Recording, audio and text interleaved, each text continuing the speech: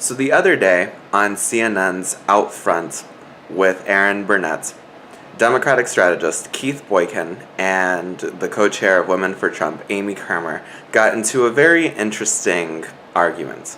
It's not hypocritical. Amy, why is it hypocritical? Here's why. Okay, Amy, you defend Donald Trump despite all the pussy grabbing and the playmates and all the other stuff that's going on with the porn stars. You defended Roy Moore after he was accused of child molestation. You had no problem with I'm not defending their actions. Let me just finish.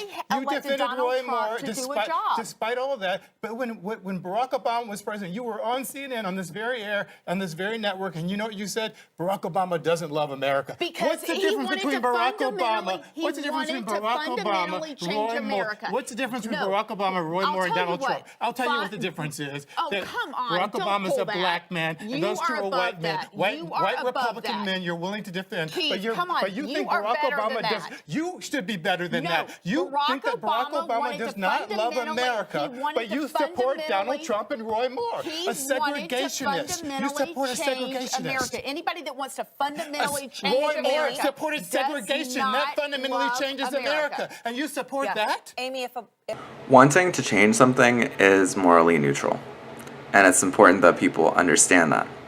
But it's also important that people understand that that wasn't a persuasive video, it wasn't a persuasive argument, and at no point does it ever get really persuasive, which is frustrating, because that was a really good opportunity for Keith Boykin to have an in-depth conversation with Amy about how it is that she came to her positions and to come to a better understanding of them instead of making assumptions about her.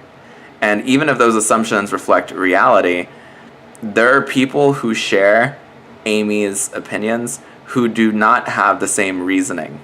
And the way that that conversation went, those people are not going to be persuaded of the validity of any of Keith's stances. It was a really frustrating clip to watch. And it really sucks because we can and should do better. Those of us on the left who want to convince people who disagree with us of the validity of our opinions need to do so in persuasive manners, and we need to meet people where they are. That wasn't any of those things. We also need to state that wanting to change the country is morally neutral. Because honestly, everyone wants to change the country. And pretty much everyone wants to change the country in ways that are fundamental. They're in ways that are massive, in ways that are sweeping. And it's okay that people want to do that. But what actually matters is how people want to change the country and the methods they want to employ to achieve the changes that they want to achieve. So basically, the questions that we should be asking ourselves are not if politicians want to fundamentally change the country and if those fundamental changes somehow reflect that they don't love the country. Those are not questions that we should be asking. Instead, we should be asking ourselves, how is it that the politicians we support want to change the country? And how is it that they want to go about achieving those changes? This was a really good opportunity for us to have that conversation, and instead it was wasted. And it devolved into a massive argument. It was already a massive argument, but it got worse. And that's the thing that's frustrating. Because if we don't meet people where they are, then we're going to continue shouting at each other. And we're not going to be able to change our minds. We can't insult the people that we're debating in good faith. Now, if we're debating someone in bad faith, then I suppose we can insult them, but we shouldn't waste time debating people in bad faith when there are people that we can be debating in good faith. And there are. On all sides of these issues, there are people that we can be debating in good faith. And there are people who are on the fence that we can talk to and that we can change their minds if we approach them persuasively, if we approach them convincingly. But what I just showed you is not an example of that. And it really sucks because there are important changes that we should be trying to achieve. And there are changes that are important and that are fundamental and that are not controversial. Because if we want to expand healthcare, that is a fundamental change. If we want to expand access to college education, that's a fundamental change. And these things are not controversial.